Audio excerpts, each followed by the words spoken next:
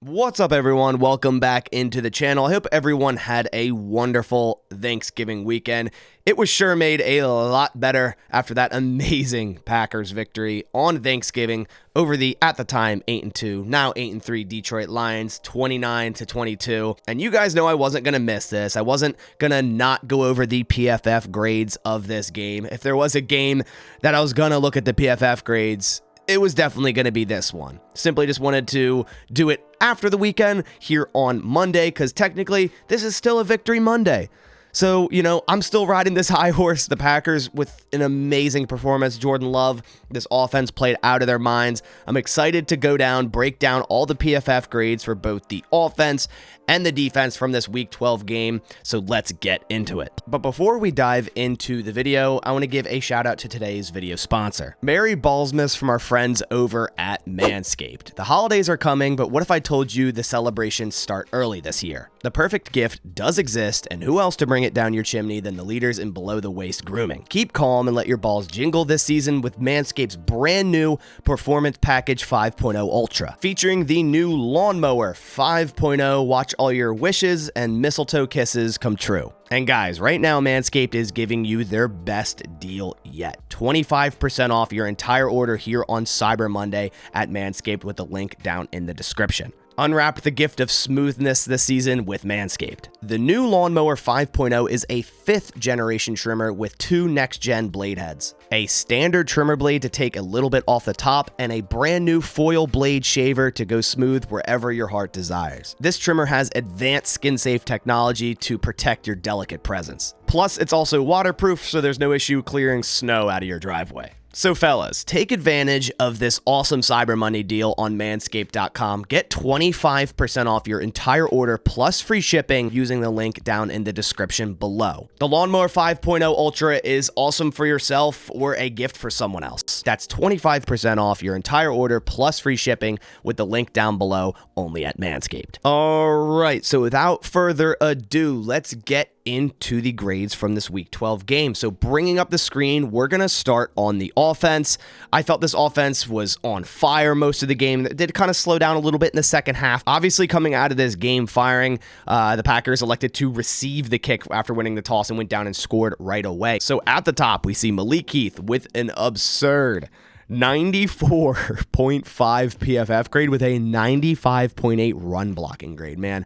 Wow, what a game for Malik Heath. Only in 11 snaps, but he made plays when he had to. The one throw across the field catch he made with Jordan Love, like that was more of a play by Malik Heath than it was Jordan Love. That dude snagged the ball out of there. He's the highest graded offensive player for the Packers in this game by a decent bit at 94.5. The Packers just started to really start utilizing Malik Heath a few weeks ago, whereas before that he was inactive for Samori Toure. Now that has flip-flopped, Samori Toure's been the healthy scratch, and Malik Heath has been active, and they've been using him on run plays, and as we see here, an excellent 95.8 run blocking grade and a 94.5 overall grade. The next highest graded player was Christian Watson. Christian Watson finally had his breakout game, and that was because of himself and also Jordan Love, you know, putting the ball where it needed to go when Christian Watson was open. Watson had an 87.7 overall grade. Not good in the run blocking, but that's not really much of a worry there. But if we go into Christian Watson's profile, we could see how it is a drastic difference from his previous games so far this year.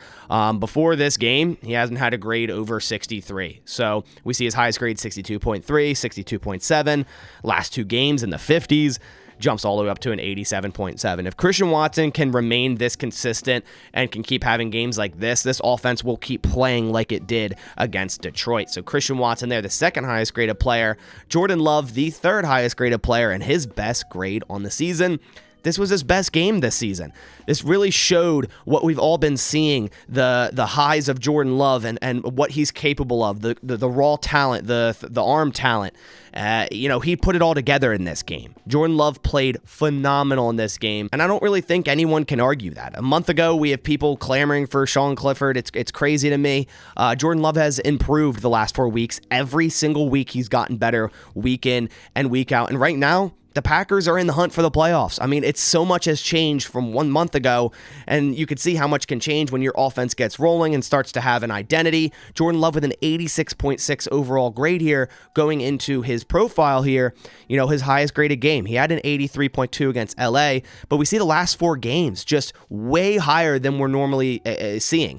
Even last week against the Chargers, I thought he deserved a higher grade than 65.5, but we see all these 4 games just totally different from the month prior, and that much is true. Jordan Love has just played a lot better these last 4 games. He finished this game with a 125.5 quarterback rating, and man, you just know Vikings, Bears, and Lions fans are just so worried right now after seeing that performance, going, oh man, are they really going to have another great quarterback? I know this is still very, very early. This is still Jordan Love's first year as a starter, but you can't sit here and say you're not, optimistic from what we saw from Jordan Love in this game. The 4th highest graded player on offense was none other than Jayden Reed with a 73.9. Jayden Reed had 4 catches for 34 yards, 2 rushes for 16 yards. Nothing crazy in terms of stats, but they're continuing to use him the way we saw weeks prior, handing him the ball off on jet sweeps, and he's making plays in that regard. Jayden Reed has been a joy to watch this season so far in that slot role, that gadget role.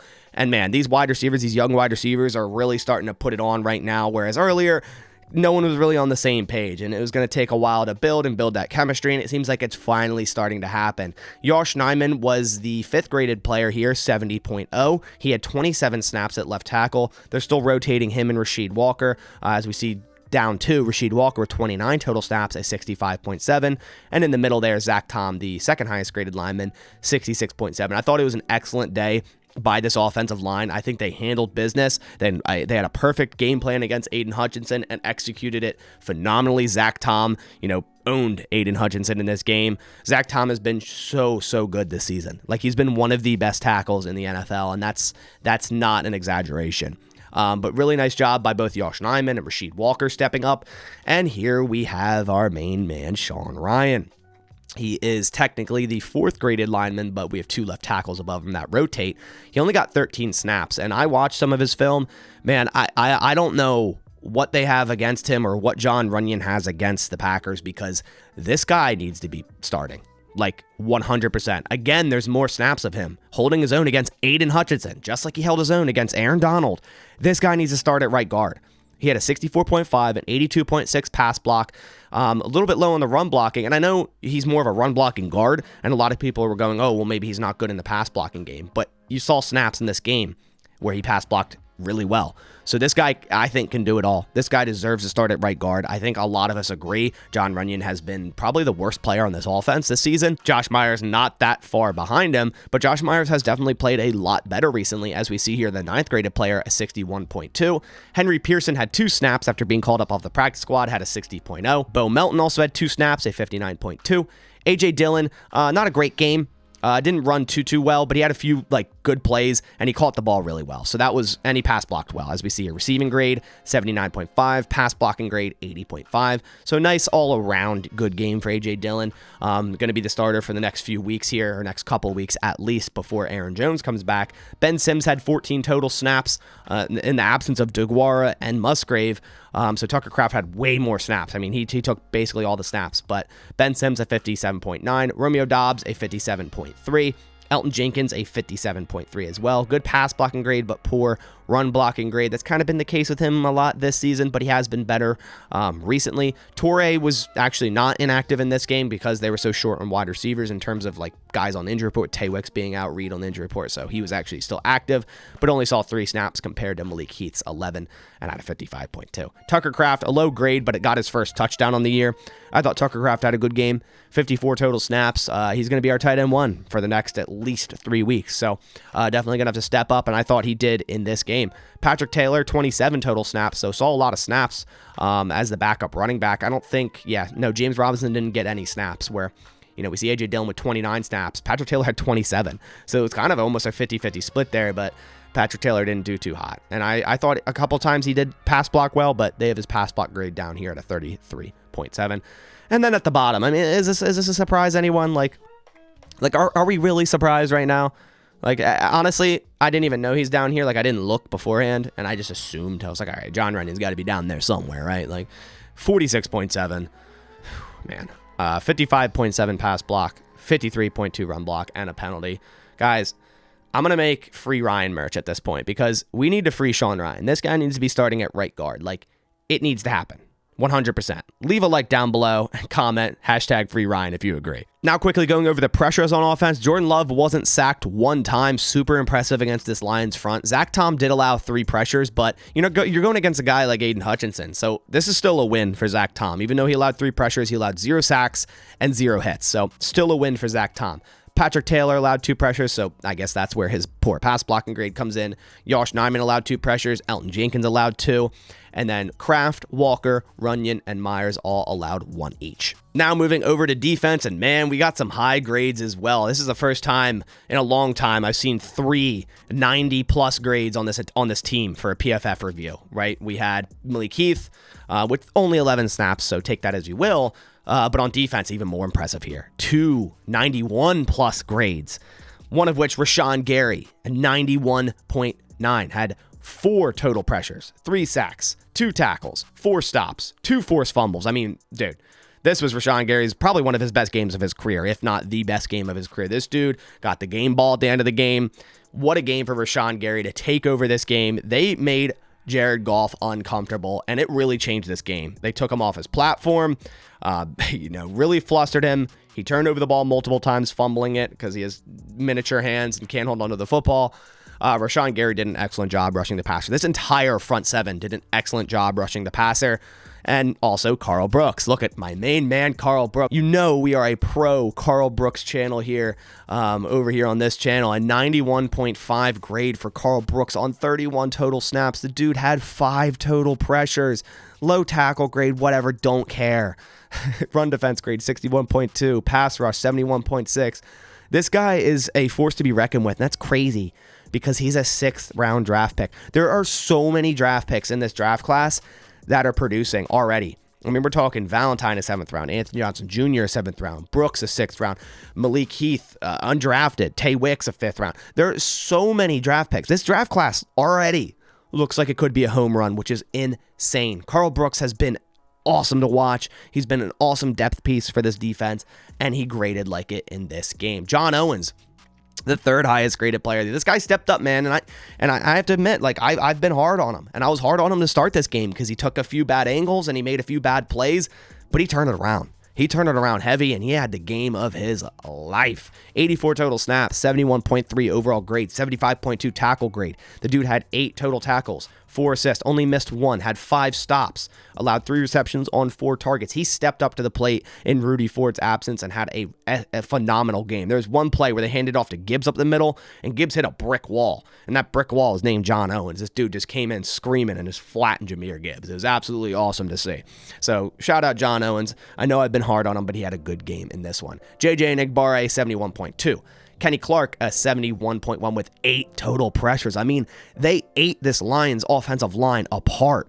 And that's crazy because this is a top 3 offensive line in the league. And I know they're with the backup left guard, and even that guy got benched and they brought in another one. I know that, but still, the other 4 guys are phenomenal at their positions, and the Packers made them look like rookies. And that's how you can win football games. If you win in the trenches, a lot of times you're going to win that game. If you get pressure and you're able to establish your line of scrimmage, probably going to win the game, and the Packers did. Valentine, a 70.0, the highest graded cornerback. Keyshawn Nixon, 2nd highest graded, 66.1. Caillou Blue Kelly, he had 2 snaps, new signing for the Packers a couple weeks ago.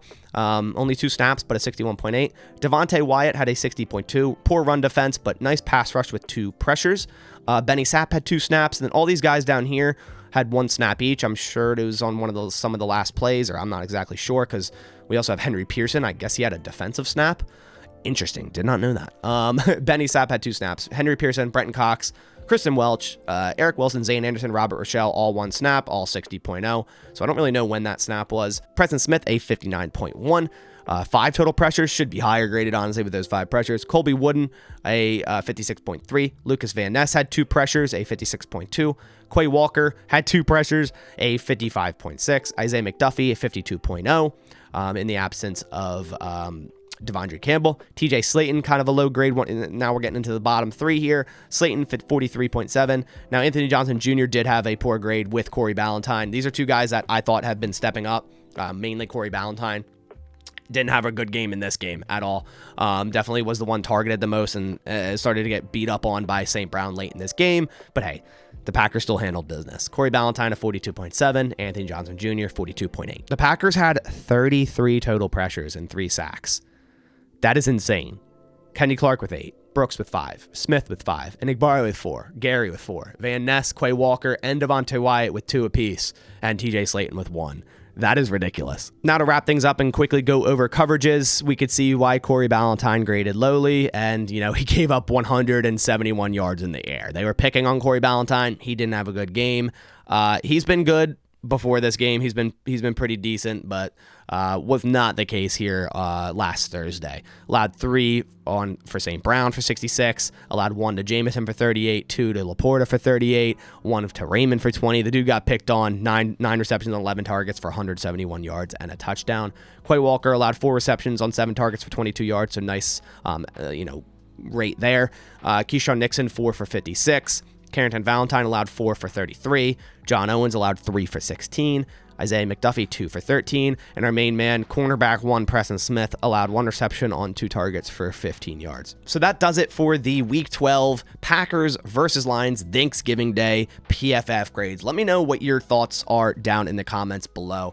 Still just so ecstatic from this game. It just completely changed a lot of people's mindset on this football team from, let's get a top 5 pick to we have a chance to make the playoffs, and man, Jordan Love looks like the real deal, which, we've kind of all been thinking for a lot of the season. At least I have. I've been watching the tape from Jordan Love. I've been evaluating it, not just saying, oh, this guy sucks because we're losing, let's bring in another quarterback. No, you see the arm talent, you see the positives, and yeah, he's made mistakes here and there and has been inaccurate here and there, but there is a chance he could put it all together and put together a performance like this against an 8-2 team, against a pretty decent defense. So really excited to see how the next game goes, this Sunday Night Football game against Kansas City.